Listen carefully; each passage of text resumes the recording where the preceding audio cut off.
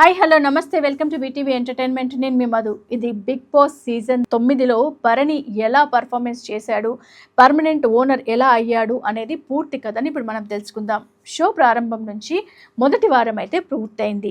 హోస్ట్గా నాగార్జున ఉన్న ఈ సీజన్లో ఇటీవల టాస్క్ ఇచ్చారు. 2 టీములుగా విడదీసి ఒక టీంలో సంచాలకైన వ్యక్తి లేకుండా పోతే మరొక టీంలో సంచాలక్ మరియు సభ్యుల నిర్ణయం తీసుకుంటారనే విధంగా రెడ్ టీంలో భరణి, రాము రాథోడ్, శ్రేష్ఠ వర్మ, తనుజ్, బ్లూ టీంలో సంజన, ఇమాన్యుల్, రీతి చౌదరి అలాగే సుమన్ శెట్టి ఉన్నారు. ఫ్లోరా అండ్ షైనీ సంచాలకులుగా నిర్ణయించబడ్డారు. మరి టాస్క్ ప్రకారం టెన్నెట్స్కు కన్వేయర్ బెల్ట్ మీద నుంచి పేపర్లు తీసుకొని వాటిపై స్టాంపు వేసి బ్యాలెట్ బాక్స్లో వేయాలి. మరొకటి టీం మాత్రం ఈ పనులను అడ్డుకోవచ్చు. ఈ గేమ్లో భరణి చాలా యాక్టివ్గా పాల్గొన్నారు. బ్లూ టీం సభ్యులు ఆపాలని ప్రయత్నించారు. దాని కారణంగానే నిర్మూలంగా ఈ పోటీలో ముందంజ తీసుకున్నారు.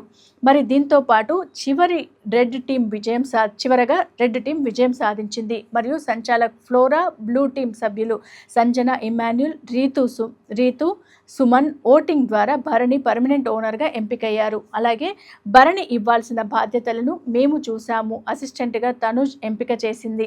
మరి ఈ విధంగా భరణి తనను టాస్క్లో ప్రదర్శించిన ధైర్యము అలాగే వాటితో పాటు బిగ్ బాస్ హౌస్లో ఒక ప్రత్యేకమైన పాత్ర కూడా పొందారు.